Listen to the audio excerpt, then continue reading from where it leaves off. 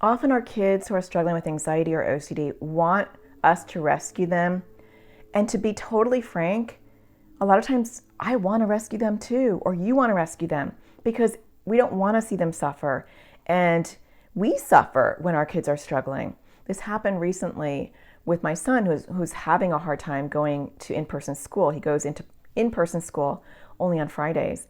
And he had been getting very nauseous and going to school. It started off where he was just getting withdrawals from a medication, and then it moved into just this anticipatory anxiety of I'm going to feel nauseous, and so I can't go to school. And so it became a thing in and of itself. And the other day, a couple of weeks ago, he was texting me and saying, "Come get me."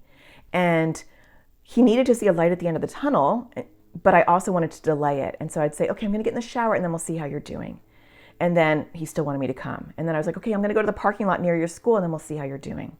Eventually, I wound up dropping off an anti-nausea medication for him, and he did wind up staying.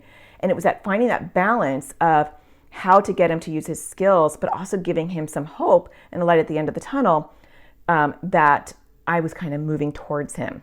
This is the kind of balance that I teach. It's the balance that I teach in my classes. And actually, in a few weeks, I have a special announcement about coaching you to coach your kids. Stay tuned for that. But in the meanwhile, you can check out my courses, atparentingsurvivalschool.com.